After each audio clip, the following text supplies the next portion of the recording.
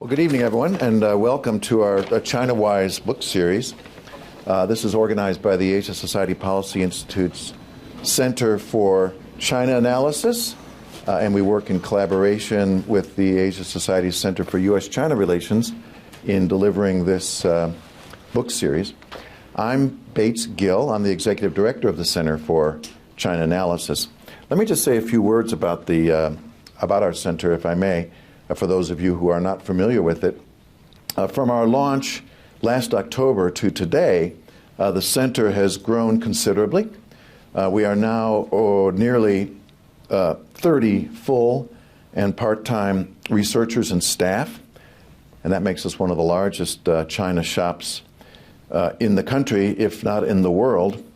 And over that period, the team has produced nearly 20 solid research and policy reports. We've had some 250 media appearances. I did the math. That averages out to like one a day since we launched, in print, in digital media, in broadcast media.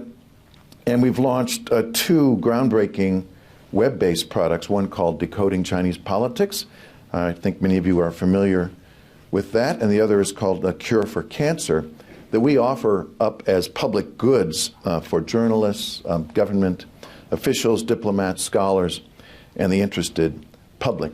So I encourage you to have a look at our website. Come visit us as much as you can, frequently and often, and take part in our effort to want to be one of the world's leading centers for policy relevant and objective analysis of China's politics, its economy, its foreign affairs and national security, and its society, and how, taken together, China has its very important impact on the region and on the world. So this series we call the China-Wise book series, Du Yi Shu Zeng Yi Zhi, meaning a Chinese saying meaning read a book and you can gain some wisdom. And I think that's going to be what we're going to enjoy this evening. And I think tonight is going to be a great example of the kind of work we try to do to understand China from the inside out. That's sort of our mantra. Applying our skills as Chinese linguists, applying our networks and relationships inside China to try and draw from that knowledge base and those connections a better understanding of what's going on inside the country, and then translating that back in ways that give us greater understanding and help inform our response to China and its growing importance in the world. And this is just going to be just one more great example of that work. I'm very, very happy to welcome Dr. Lynette to the Asia Society this evening, and all the more so as she has just recently joined the Center for China Analysis as a senior fellow on Chinese society. However, her full-time day job, in addition to being our most recent addition to the center, is that she's a professor of political science at the Munk School of Global Affairs and Public Policy at the University of Toronto. So we're very, very glad she could make the trip down to New York to be with us this evening. Her work, as you will soon hear, concentrates at the nexus of authoritarian politics, domestic political tensions, and the political economy of development. She's published 3 major books on these topics and has appeared in virtually all the major journals of our field, including in Foreign Affairs, China Quarterly, and the China Journal. The book we're going to talk about tonight is called Outsourcing Repression, Everyday State Power in Contemporary China. It came out last year with Oxford University Press, and it's already won a number of important awards, including the Gordon Hirabayashi Human Rights Book Award from the American Sociological Association, as well as the Human Rights Section Best Book Award from the International Studies Association. Congratulations on that. It's really a fascinating study on how the regime in China turns to third-party, violent, and nonviolent, non-state actors to outsource its repression in society, and does so on a regularized, day-to-day basis. Interestingly, this book is based on extensive longitudinal field research over many years in China, I think between 2011 and 2019. And having completed this research in 2019, this work really stands out, I would say, as one of the last major social science field research projects in China prior to the onset of the pandemic. And I hope we'll have time to talk a little bit about what the state now is of China studies post-pandemic. So welcome, Lynette. It's great to have you here. I thought we could begin with a conversation between the two of us, and then want to leave time toward the end so folks can raise questions with you as well. So maybe I could just begin with the sort of obvious, I guess, first question, and that is, what motivated you? What inspired you to want to take on this book, and maybe walk us through some of the creative process you went through to get the book. Sure. Thank you going. so much, Bates, Sure. for the introduction and for having me here. Outsourcing repression is a product of a bit of an accident, because when I first went to the field in 2011 and 2012, wanting to understand urbanization as a continuation of my first book project, which came out from my PhD dissertation that looks at the political economy of rural industrialization. And as rural industrialization dried up, the major sources of revenue to local governments at the time was revenue from land, from services sector, from construction. So I thought, political economy would be a good angle to study urbanization. And at that time, then Premier Li Keqiang just said that China wanted to promote urbanization as an explicit engine of growth. But when I went to the field in different cities across different provinces, from Hefei to Chengdu and so on, I went out to the field site and interviewed people. Many people come up to me and tell me stories about them being harassed by thugs, by gangsters. But I'm like, this is China. Where are the thugs? Where are the gangsters, right? I mean, you think about how omnipotent and how powerful Chinese Communist Party is. Where are the thugs? But I was really very curious about the stories that they kept telling me. And this is not just in one site, but across several cities. So I decided to kind of take a closer look at it, right? So I gathered a lot of stories. This is over a 2-3 year period. But then, I can't turn these stories into a political science book. I have to think about how to theorize it, right? To bring in social science into anecdotal evidence. So that took me a couple of years. I have to go read up on what people write about Italian mafias, New York gangsters, those gundas in India, right? So that took me a couple of years.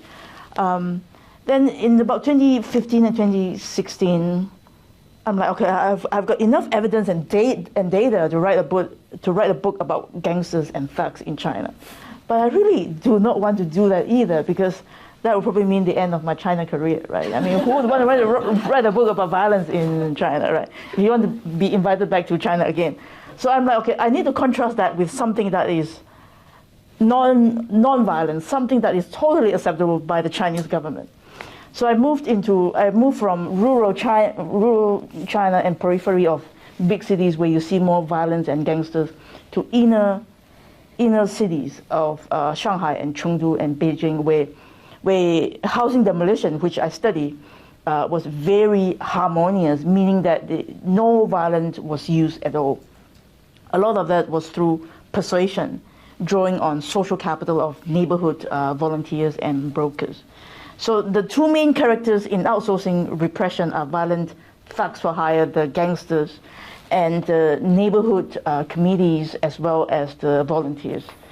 So that is the genesis of the book.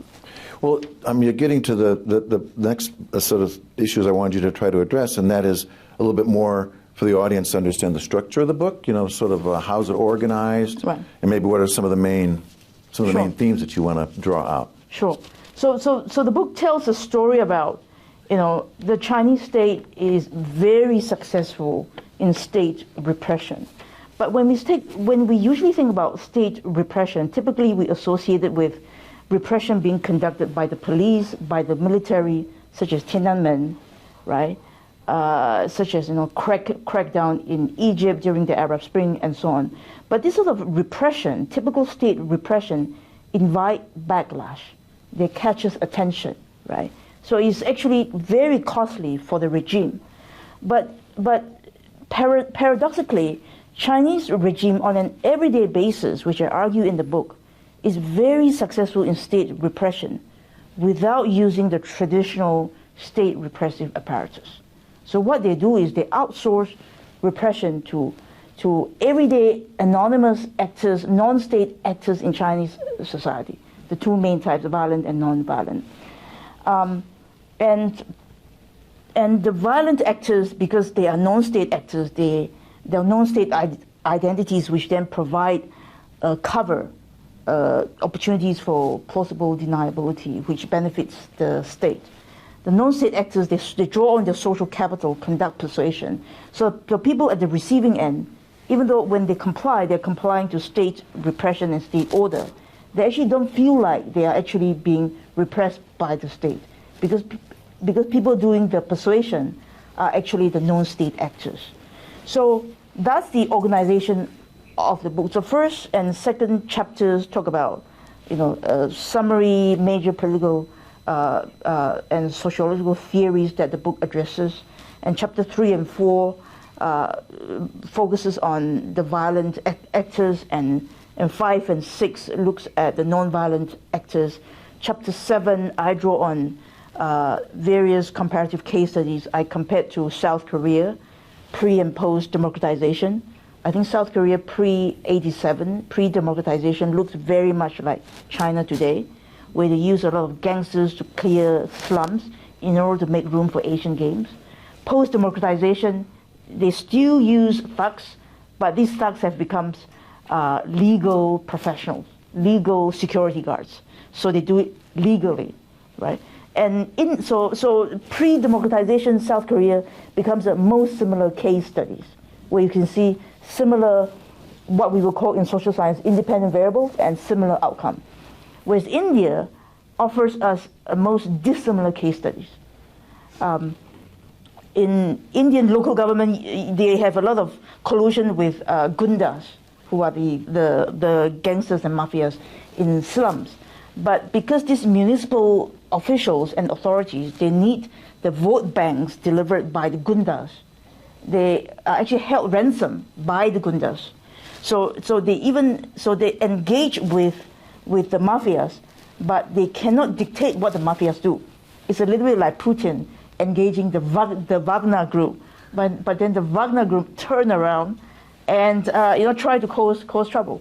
But the contrast here is the Chinese state is very successful on an average basis in controlling the agent that it engages with. So it could actually dictate what it does, and when it gets into trouble, it could contain the trouble, which makes it so successful. So 3 and 4 and 5 and 6 contrast with each other. Chapter 7 is about comparative cases. Chapter 8 is about future of China studies and what that means. Should I talk a little bit about methodology and cases? Well, I think people would be very interested to hear more about your field research. There's some real tragic stories in this book about this use of violence against people. I mean, I think some of that anecdotal stuff is quite interesting. So why don't you speak to the methodology and the research and some of the cases? Sure. So in this book, I drew on kind of 3 major types of data. First is case studies. So I went around, I think, eight municipalities across 8 provinces, from Shanghai, Beijing, Guangzhou, Tianjin, those coastal cities, to Hefei, Zhengzhou, and to Chengdu, more western areas, with which I could offer, I think, some contrast over time, how things were done, from Chengdu and Hefei onwards, from more violent and over time the strategies became non-violent. So there's a bit of temporal variation. So in the early half of my field research from 2011 to 2015, I could see the strategies being more violent, but over time it became more non-violent, the use of persuasion and volunteers. There's also a bit of regional variation. I could see how things were done in the inner suburbs of Shanghai versus in the periphery of Chengdu versus in a rural village in Sichuan. Typically in the inner city, there was no violence, right? Because people are very savvy. They know their rights, and you have people are exposed to social media. They could just pull out their phone and take a snapshot and then upload it to social media, which would get the government into trouble. So no surprise, inner cities is typically very peaceful and harmonious. But outer areas is very violent. But the most surprising finding is that the area between rural and inner cities is the periphery of the cities.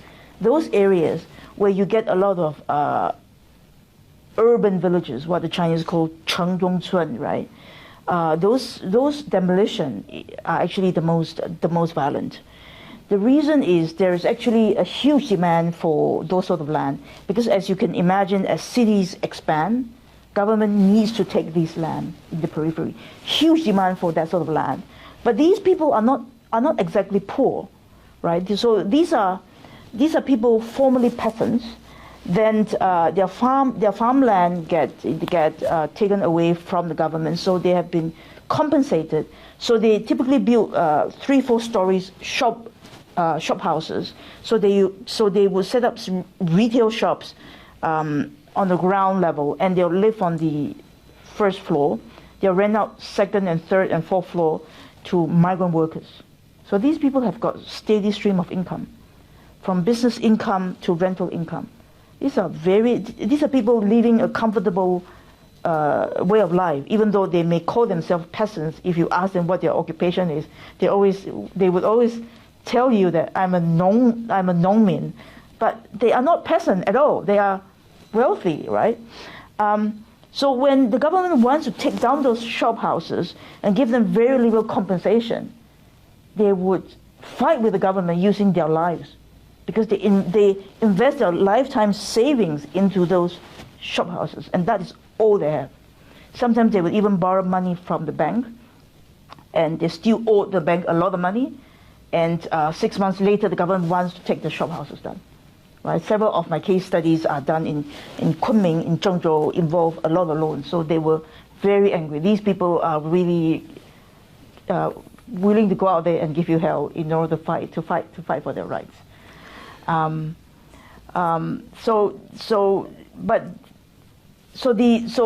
that's one part of the methodology, which is case studies. I also drew on. I have my team in Toronto that collects over 2,000 cases of housing demolition and land expropriation from media reports over time, which is able to show that with statistical analysis on an average basis, if you send out thugs, if you send out brokers, you get less resistance from the people, right? As opposed to if you send out the police and if you send out government officials, right? So I think statistical analysis offers you a snapshot of how things are like on an average basis. But these case studies, which I picked because they are protests, so I would go on social media and read about protests somewhere in China, which took place 6 months or a year ago, and huge protests broke out because of land expropriation. Then I'll say I'll book myself a ticket and trying to find some connection into the village. So by definition, these are failed cases, because protests have happened.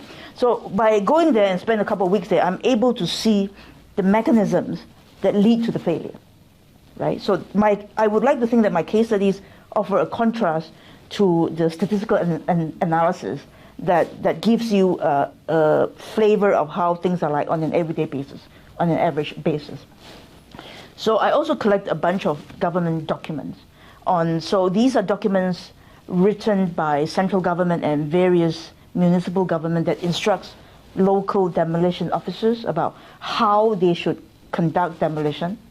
So I was able to use kind of frequency tests and things like that. So over time, the government wants demolition to be done in a more harmonious way, less violent, more mediation being involved. So if you think about it, the government document gives you articulates kind of the input side of things. This is what the government wants, how the demolition should be done. But things are not always done in a government articulated way. So my case studies and my statistical analysis then offers the output side of things. And I'm able to contrast what the government wants their officials to be done and what actually happened over time.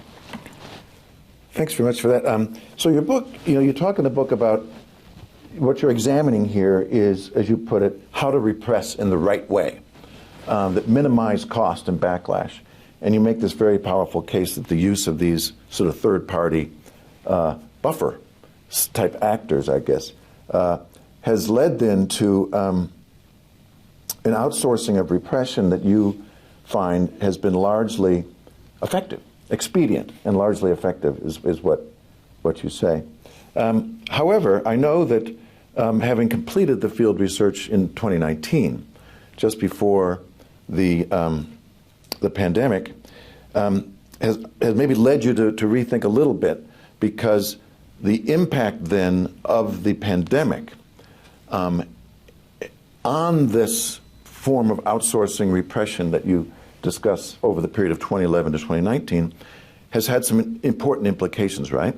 And I'd love if you could share with us then what you think has been the effect of the pandemic and China's pandemic response, such as zero COVID lockdowns, ultimately resulting in those large-scale outbreaks of protest, right, at the end of last year.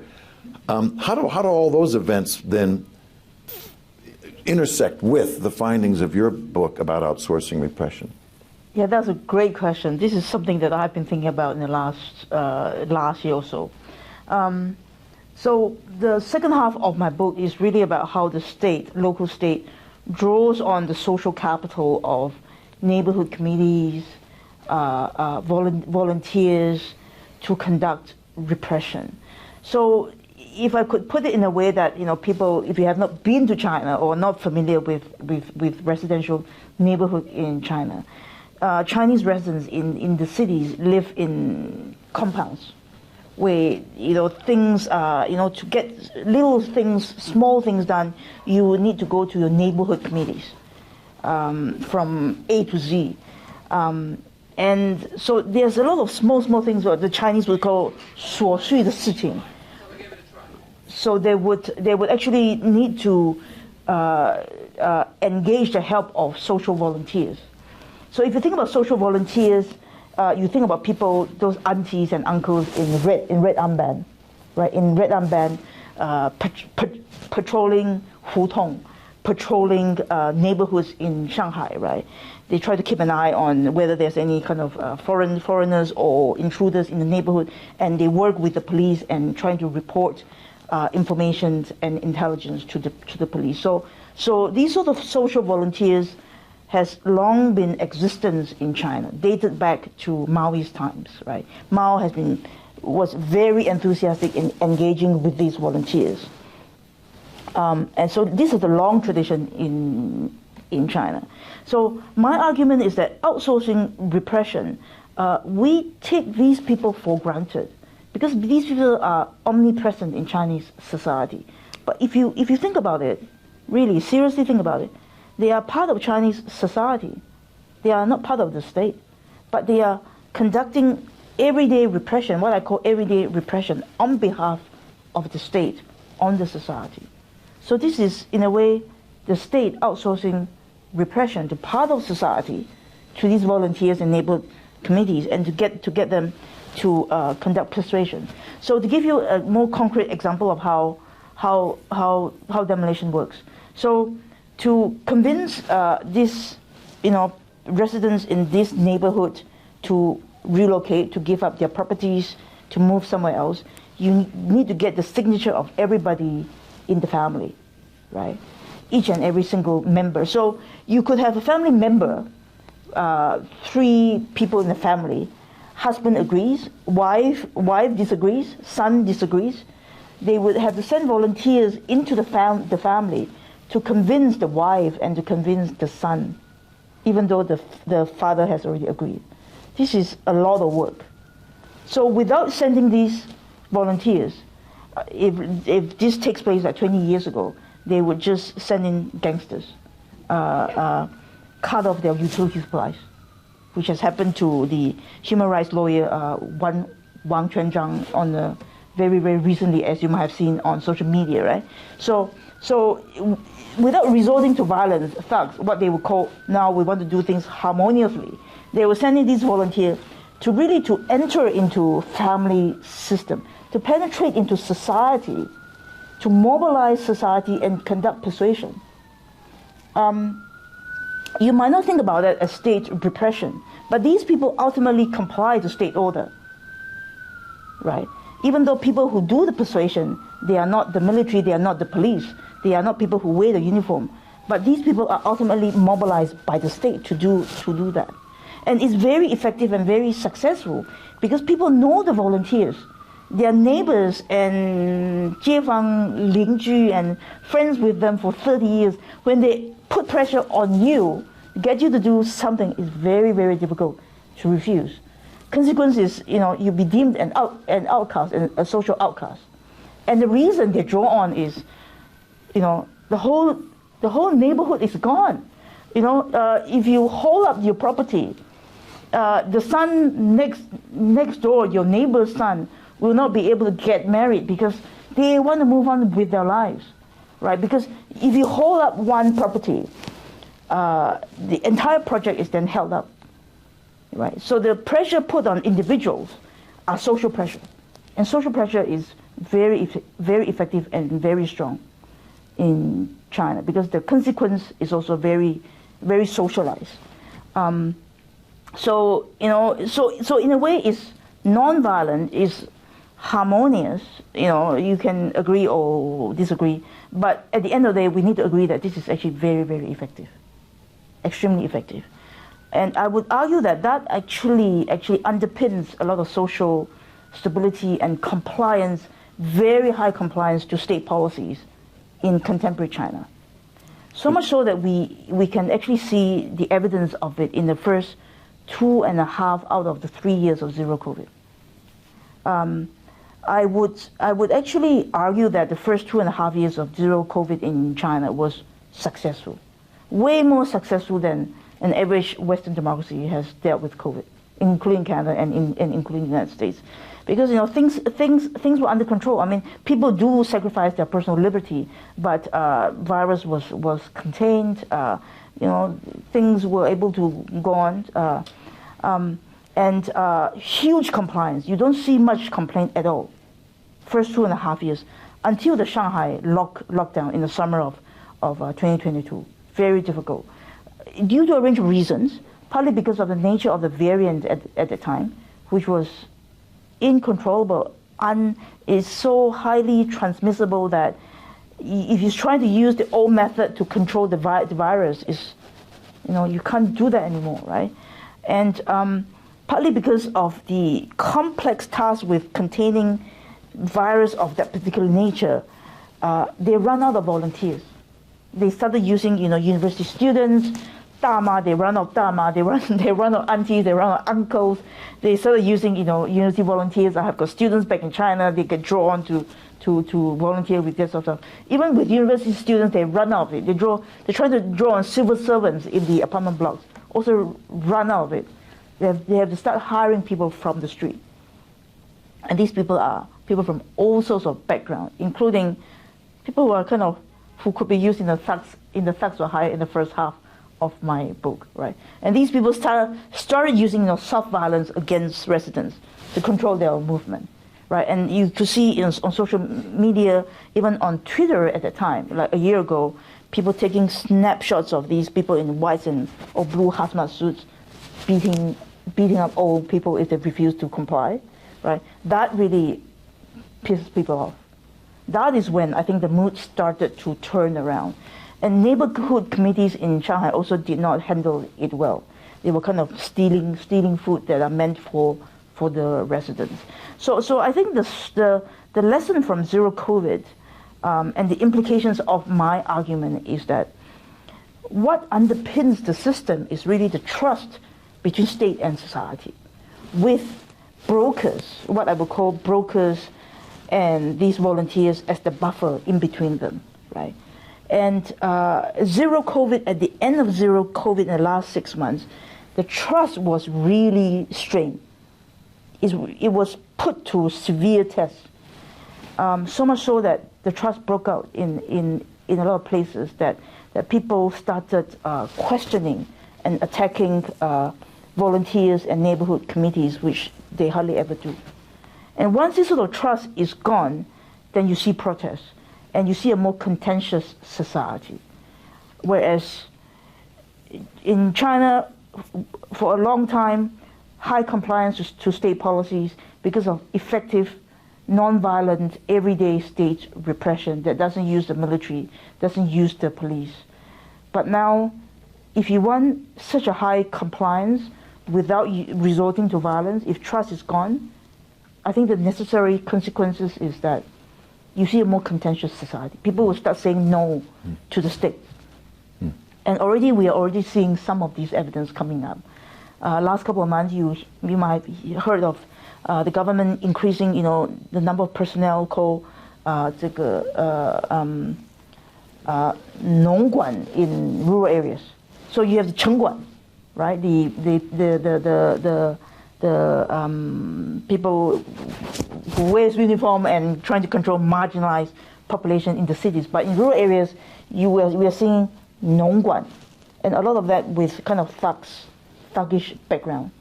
And even in the cities, we have this increasing number of personnel called 文管.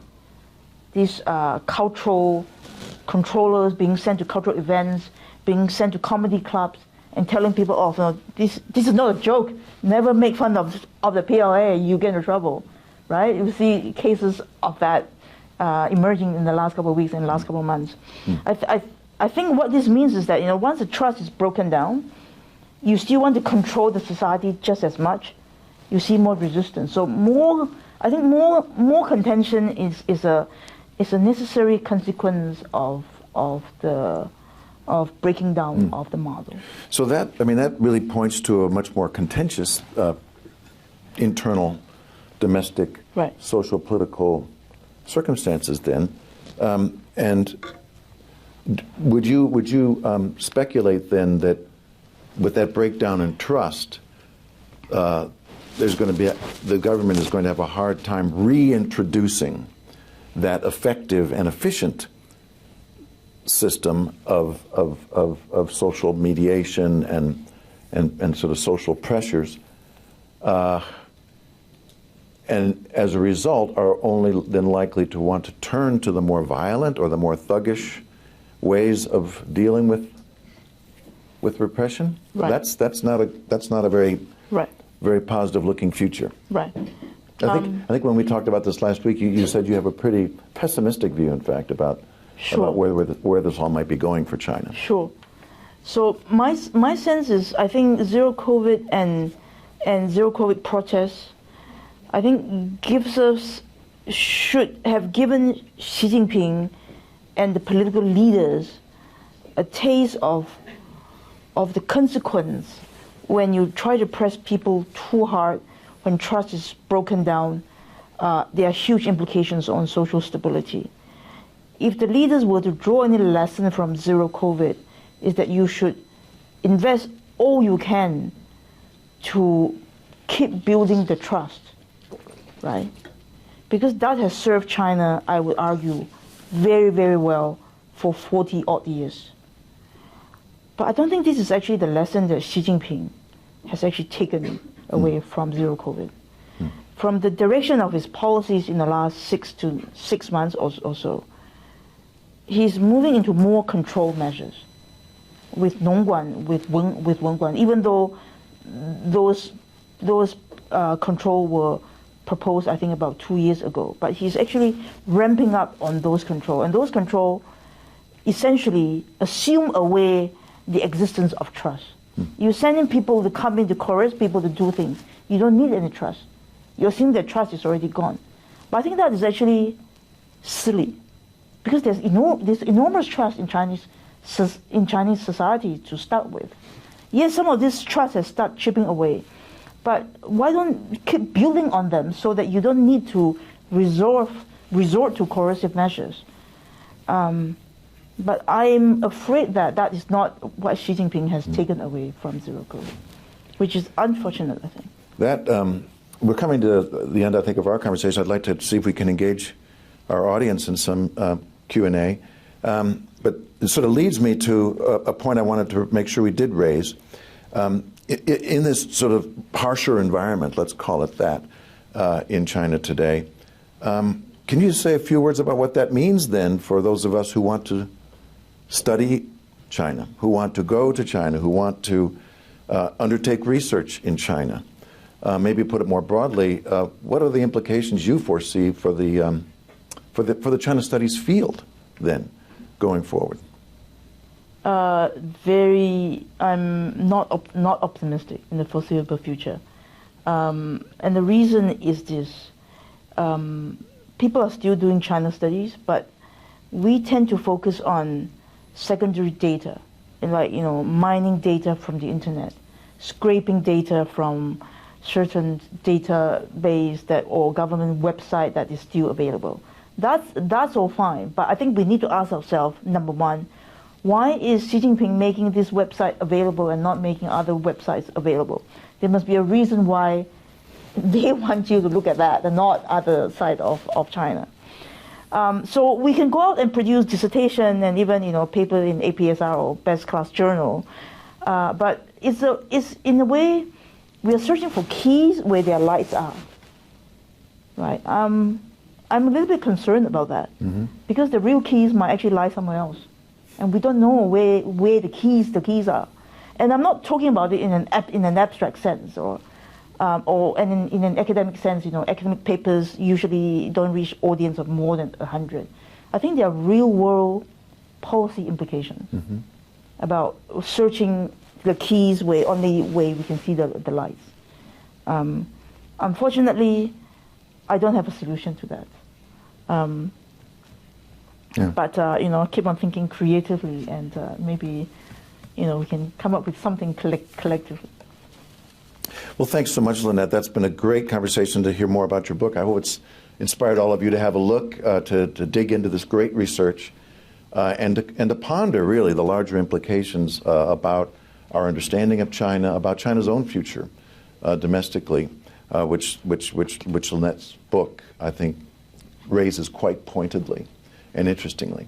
But let me open it up to everyone in the audience. We have about 15 or 20 minutes. Maybe we could raise a few questions. I would ask, please, that before you speak, you get your hand on a microphone, because we're being recorded. We want to make sure that your question conveys to the audio and to the video. And if you could tell me who you are, that would be great. That would be very good. Thank you. So I think there's a gentleman here who has his hand up. Is there anyone else who would also like to? Okay, several. Great. So let's hear from you, sir. Thank you very much for your discussion today. Very interesting topic, and it's something that is near and dear to my heart because, well, first of all, let me back up. My name is Jim Huang. I am an investor. I used to work in China, in Shenzhen for 1 year in Hong Kong, and this was mostly during the Hu Jintao administration, right before he handed over to Xi Jinping, or it was transferred over to Xi Jinping. So I've seen this arc, and I wasn't cognizant of the hard version of repression versus now the softer version. So having said that, I also want to preface my question with just a comment. Let me just make it clear. I'm not a fan of single-party rule. I'm not a fan of the CCP. But let me ask this question this way.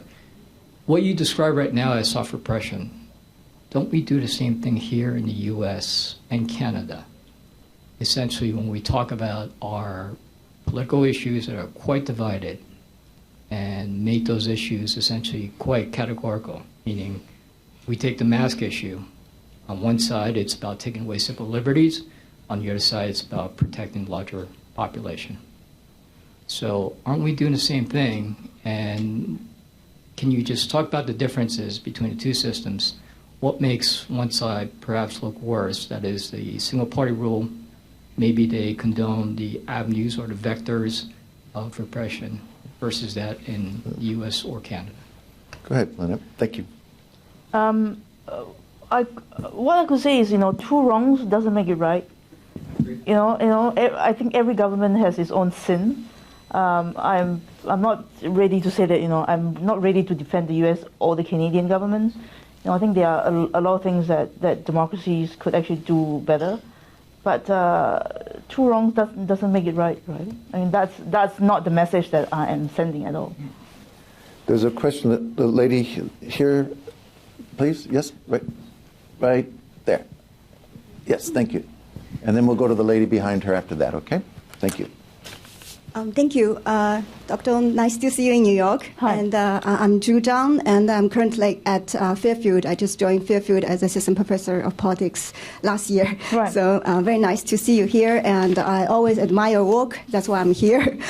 So my question is I'd like to know a little bit more about the interactions between the agent and also the state. So especially for the thugs and also gangsters, what is incentives for them to comply and collaborate with the state other than economic benefits? And also from the state perspective, especially you're talking about actually was very successfully to control those thugs and mafias. So what is the tactics they're actually using? What is the key kind of the secret they're using other regime, other authoritarian regime does not have in order to have control, but also in the use for the state? Thank you. Sure. Great question. So for the thugs, it's a principal-agent relationship. So you get paid to do a certain project, right? And the going rate at the time when I was in the field was typically about 100 yuan a day, right? And you get paid to do what you do, and 3 months later, when the project is done, when the demolition or land expropriation project is completed, you get dismissed, you get disbanded. So the tactics they use. So I talk about in my book, in the statistical analysis, it ranges from the default, which is cutting off utilities, to knocking on people's doors, spraying graffiti, harassing people late at night using intimidating words, to beating people up. And then they also cause death, but very, very occasionally. So a range of tactics from kind of just cutting off utility supplies to death. And the incentive is really economics, right? For the thugs anyway. For the brokers, it's more complex. It's partly ideological, a lot of normative belief in what the state does. So they're actually contributing to the community welfare by volunteer to be mobilized by the state. But on some occasions, they are also driven by economic incentives. Ellen Berenson. First of all, thank you so much for your really very interesting talk, and I think quite opening us up to understanding more of this control that I think we all know is there, but is part of Chinese society, the Chinese government's way of dealing with its society, with its people. But I just want to say that I personally take great issue with any comparison in the United States. Now, it's true that our country is very divided, and we're not democratically on the same sides. But this is a free society, and the First Amendment gives us all the right to speak our minds, and that is not true in China. So I really don't think that comparing the United States' open society with that of China is valid. I mean, I could go on and on about this, but I'm not going to. But it's just a general point I feel very, very strongly about. I mean, this is a free democratic society, and we're lucky to live here. Okay, thank you. Let's see. I have a gentleman here who would like to raise a question. Are there others who I haven't seen yet? Oh, okay. Thank you. We'll go to you next. Hi, my name is Chris Duvarney. I was wondering your thoughts on the extent to which the different levels of hierarchy of government are familiar with the mechanizations of which these this enforcement actually occurs, the extent to which it's either sanctioned or explicitly allowed or encouraged, and then given the extent to which that's formally acknowledged or whether it's just like an implicit knowledge that the outcome happens as desired, how that then reflects on the extent to which the government can react as social engagement ends up souring and this trust ends up being lost over time. Very thoughtful question. So these are, if you think about it, these are expedient measures. These are convenient measures, because to get things done properly will take a lot more time, right? These are measures that local states resort to on an everyday basis in order to get things done, in order to demolish, a neighborhood quickly, in order to comply to higher level government policies, because they themselves are under all sorts of pressure too. So does higher levels know these sort of measures? Of course they do. I'm sure they do. They know it intimately well. I think I've seen YouTube tapes of higher level government saying that we are aware of casualties when urbanization takes place, right? But in the high growth era in China, I think elite leaders are willing to sacrifice mishaps or casualties when it is small scale, right? But so in my case studies, I look at why certain cases fail, which get local officials into trouble. That some governors have been fired, some local party secretaries have been fired, because they use these things on an everyday basis and get out of control. A lot of people get hurt, huge protests occurred, and you have death ensued. It then, draws on the sympathy of people in the society through social media, expose, and then high-level government is then pressured to step in in order to save legitimacy, in order to address the question of state legitimacy, which local governments do not necessarily care. So that's when you see this disjuncture between higher level and local governments. That's when local governments could get into trouble, when things get out of control. Thank you. Yes? Hi, my name is Laura Van Meegen. I research China at Stanford University. But until a year ago, I lived in Beijing, so I'm very familiar with the volunteers. They gained increasing importance as zero-COVID policies went to extremes. Related to the question that was just asked, do you have cases of agency within those volunteers where they either resisted or reframed orders that they've given from the government in those demolition cases? Yes. Another great question. I don't have cases of people resisting, because that is a non-observation that I did not get to observe, right? But I did observe failed cases. When volunteers were sent, they did not manage to persuade, right?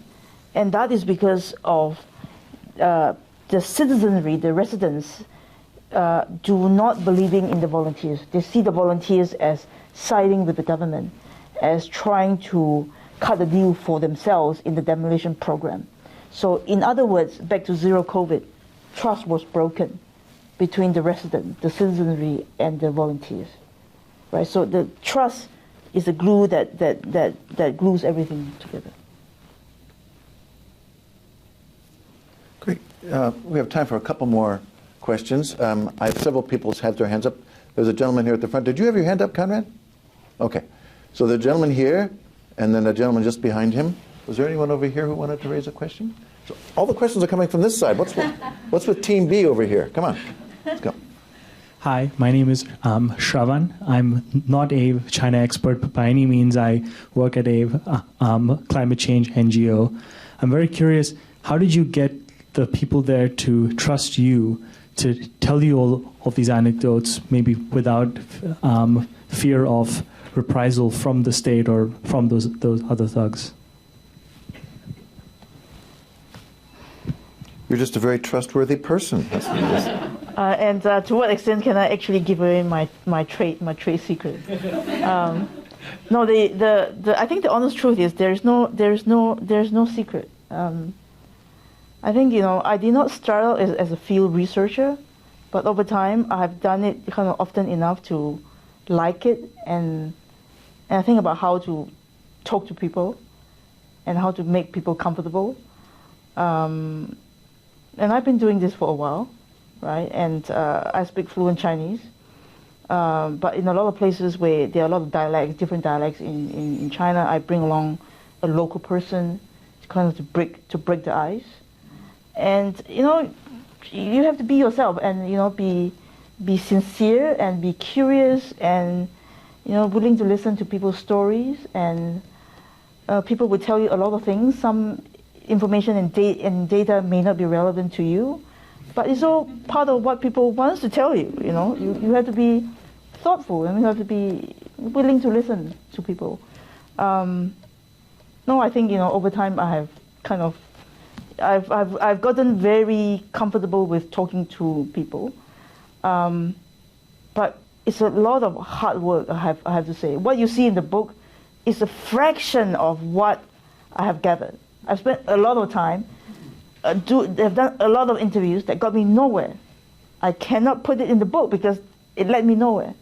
So don't be misled by what you see, because you did not see the non-observation, right, which is not in the book. Right.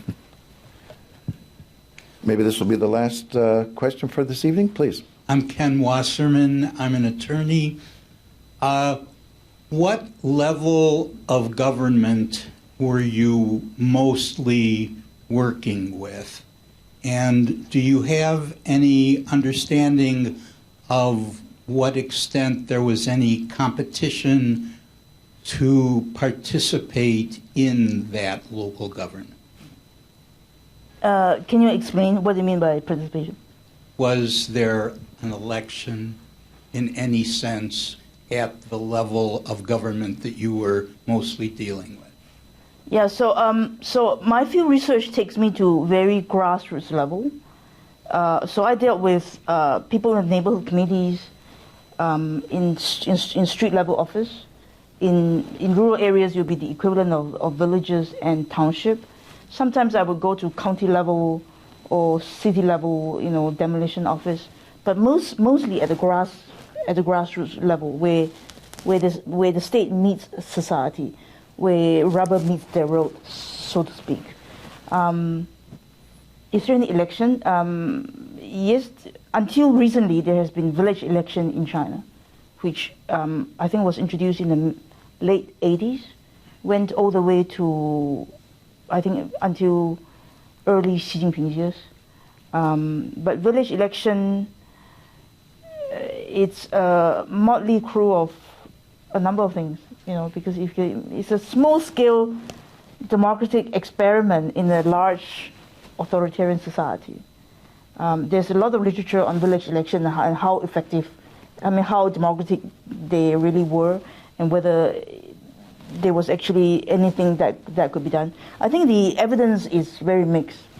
In recent years, there's no village election because they have actually collapsed the role of village leader, which is the head of government in the village, with village party secretary. So it's now one person wearing two hats. And if you have two hats, the party hat is always more important than the government hat. So village election is not meaningful these days. But there was some degree of participation, public participation, in rural areas, not in the cities. Well, Lynette, this has been a great opportunity to hear about your book. I think I've seen a number of people have already got their copies. I know they want to probably have you sign them. And I encourage anyone who hasn't yet to please purchase a copy, and Lynette will be glad to share her sentiments on the front cover, or the inside front cover. But more importantly, this has just been a great opportunity for us to really hear from one of the world's, a world-class social science researcher who's conducted a remarkable study And as I said, given the direction of things in China these days, maybe one of the last for some time major longitudinal social science research undertakings. We'll see. We'll see what might come next. But that in itself, I think, really makes this study stand out. And we thank you very, very much for bringing it to our attention. Thank you so much.